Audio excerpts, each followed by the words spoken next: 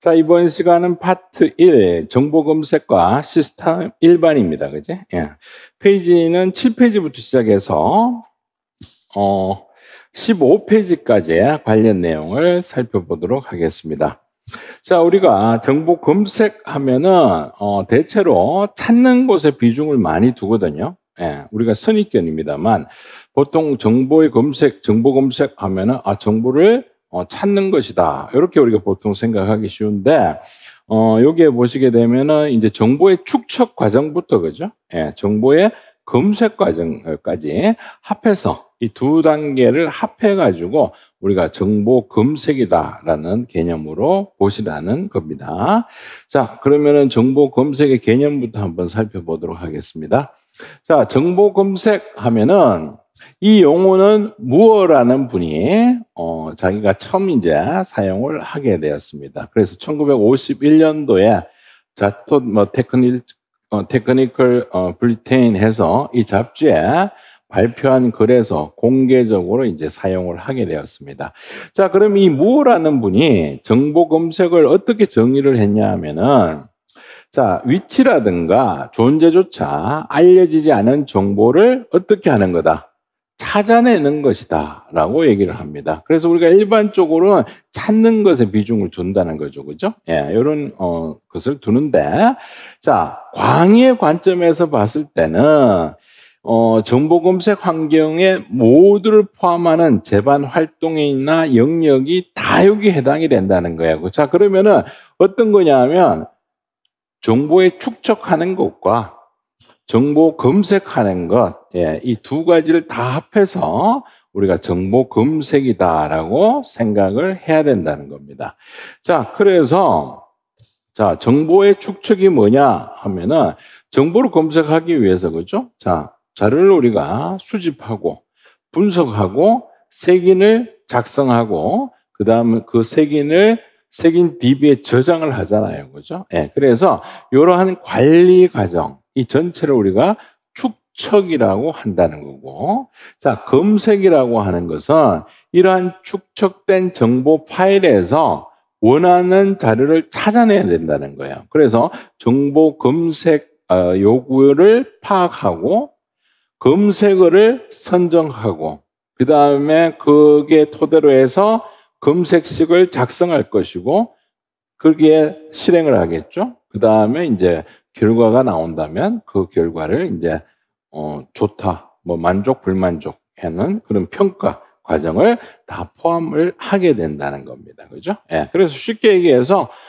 정보의 축적과 검색 과정을 다 합해서 우리가 정보 검색이다라고 얘기를 하더라. 이렇게 기억하시면 됩니다. 자, 그다음 협의의 관점에서는 정보 검색이 이용자가 검색 인터페이스를 통해 요구하는 정보 자원을 이제 찾아내는 행동이죠. 예, 찾아내는 행동으로 얘기를 하고 있습니다. 자, 그러면 여기에서 우리가 검색 대상의 정보 자원에는 어떤 것이 있냐 하면은 대체로 우리가 문헌을 찾잖아.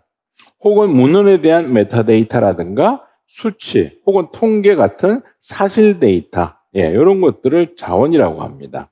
혹은 원문이라든가 메타데이터, 인물, 웹 이런 것들의 용어로도 우리가 보통 사용을 하고 있다는 겁니다. 그죠? 예, 이런 것도 있더라 하는 거 한번 봐두시고, 자, 그래서 결론 정보 검색이 뭡니까 하면은 수집된 정보 자료의 내용을 분석한 뒤에 적절히 가공해서 이걸 어떻게 한다? 축적하죠. 예, 축적해 놓은 정보 파일로부터 이용자의 정보 요구에 적합한 정보를 탐색해서 찾아내는 이러한 일련의 모든 과정을 다 뭐라고 한다? 정보 검색이라고 한다. 아주 쉽죠, 그죠? 예, 그래서 요 내용만 잘 기억을 해 두시면 되겠고, 아까 거기 무어라는 학자, 그죠? 예, 그 부분하고 같이 알아두시면 좋겠습니다. 자, 그 다음 내용으로 가서 정보 검색의 발전을 우리가 순서대로 한번 살펴보도록 하겠습니다. 자, 제일 처음에는 20세기 초부터 등장한 재래식 정보 검색해서, 자, 처음에는 이제 어떤 용어가 등장하냐 하면은 정보학 또는 도큐멘테이션이라는 영역 내에서 정보 검색과 서비스와 관련된 아이디어 기술을 만들어내게 된 겁니다. 자, 그래서 처음에는 이제 도큐멘테이션이라는 용어가 등장을 합니다. 자, 도큐멘테이션이라고 하는 것은 우리말로 번역하면은 문서를 뭐 하겠다? 조사한다는 의미로 생각하시면 돼요. 자, 도큐멘트는 문서라든가 자료를 의미한다라고 해석하시면 쉽겠죠. 자, 그래서 도큐멘트라고 하면은 인간의 뭐 두뇌로부터 나온 사고를 언어, 부호 또는 다른 형태로 표현하는 것으로서 인간에 의하지 않는 자연 사회적 현상이 인간에 의해서 표현되고 꾸며진 것, 즉 시간적 보존과 공간적 전달이 가능하게 하려면은 우리가 어떻게 해야 돼? 문서화돼야 돼. 혹은 자료화돼야 되겠지, 그죠? 예, 그래서 이렇게 생각하시면 되겠고, 자, 다큐멘테이션이라고 하는 것은 문서 조사라 그랬습니다. 그래서 인간의 활동의 모든 분야에서 모든 종류의 문헌을 수집, 분류, 배포하는 과정, 혹은 손쉽게 접근할 수 있도록 행하는 기술해서 문서 조사를 얘기하는 거다. 이렇게 생각을 하시면 되겠습니다. 자, 그래서 처음에는 도큐멘테이션이라는 용어가 등장을 했고, 이 시기는 컴퓨터의 도입 이전에 적용된 각종 수작업, 기계식 색인, 검색 방법을 구현하는 거나 혹은 새로운 개념의 기술들도 개발되어 적용되었다. 그래서 이 처음에는 이제 초기 단계니까 이때는 컴퓨터가 도입이 되기 이전의 단계입니다. 그죠? 예. 도입되기 이전의 단계다. 이렇게 기억을 해 두시고. 자, 그 다음 40년대부터가 이제 이 순서를 잘 봐 두셔야 됩니다. 자, 40년대부터 한번 보겠습니다.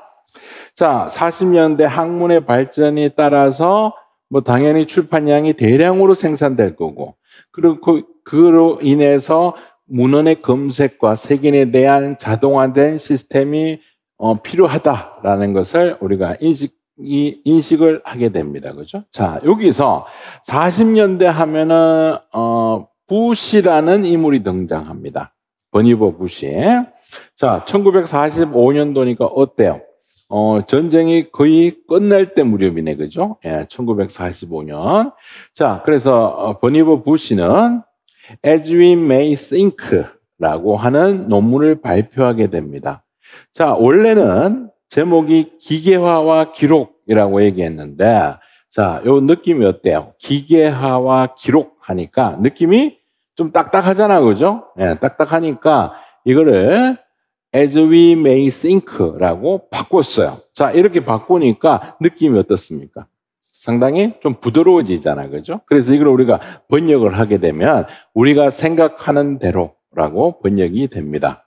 자, 그래서 As we may think라는 자기 논문에서 오늘날의 정보 검색 시스템 원리와 그 유사한 메맥스라는 기계를 만들어냈습니다. 자, 이 메맥스라고 하는 것은 컴퓨터의 초기 단계입니다. 그래서 일종의 여기에서 이제 등장을 하게 되는데 마이크로필름을 이 당시에 이제 이용을 하게 됩니다. 그래서 컴퓨터라고 생각하시면 안 되고 컴퓨터의 바로 조상이다 이렇게 생각하시면 돼요. 네, 그래서 메맥스라는 즉 마이크로필름을 이용해서 그죠 만든 기계를 제안을 하게 됩니다. 그래서 기록 확장 장치 해서 메모리 익스텐더를 뜻하는 겁니다. 그래서 메맥스는 일종의 기록 확장 장치다 해서 자, 다 필요 없고 요것만 기억하시면 됩니다. 부시 equal 메맥스 요것만 기억을 하시고 자, 그래서 그럼 이 메맥스를 각 개인의 문헌, 기록물 등을 저장하고 이것들을 문헌을 손쉽고 빠르게 찾을 수 있도록 하는 기계로 소개하고 복수의 주제어나 주제 코드를 조합해서 검색하는 것, 즉 이걸 연상 기업법 혹은 좀 쉽게 얘기한다면 색인을 연결한 데에서 연결 기억 색인법이라고 얘기하면 되겠죠. 예, 연상 색인법 혹은 연결 색인법 이렇게 생각을 하시면 돼요. 그래서 요걸 필요성을 제시를 하게 됩니다. 그래서 이 시대는 광학 일치 카드 시스템이나 주변 절단 카드 시스템과 같은 좀 반자동화된 즉 반기계화된 시스템들도 등장해서 실제 검색에 뭐 사용되기도 했습니다. 그래서 그렇지만 이게 어떤 역사적인 의미를 가지고 있냐 하면은 오늘날의 인터넷이라든가 혹은 하이퍼텍스트 있죠? 예, 그 개념을 발전에 영감을 주게 되었다라고 해서 역사적 의의를 가지고 있더라 해서 이 부분이 이제 시험에 잘 나오고 항상 시대사 순서에서 앞쪽에 등장하는 문제가 됩니다. 아시겠죠? 이 세 가지 딱 기억을 해 두시면 되겠죠. 자, 그다음 45년도 지났습니다. 그러니까 50년대와 60년대로 넘어오겠지, 그지? 예, 자, 이때는 이제 1세대 컴퓨터가 50년대 초에 등장을 합니다. 그래서 여기에서는 이 컴퓨터를 적용하려는 노력의 과정으로서 무어라는 분이 등장을 하게 돼요. 자, 무어는 정보 검색이라는 용어를 처음 사용을 하게 됩니다. 그죠? 자, 무어 나오면 정보 검색이라는 용어를 처음 사용하게 되었다. 이렇게 기억하시면 되겠죠. 자, 그 다음에 토브가 나옵니다. 자, 토브는 아까 부시의 연상색인법, 예, 요걸 바탕으로 해서, 자, 요걸 바탕으로 해서 유니텀 시스템을 만들게 되었다. 해서 토브 나오면 유니텀 시스템. 자, 무어 하면은 정보 검색이라는 용어를 처음 사용했다. 이렇게 기억을 해 두시면 되겠습니다.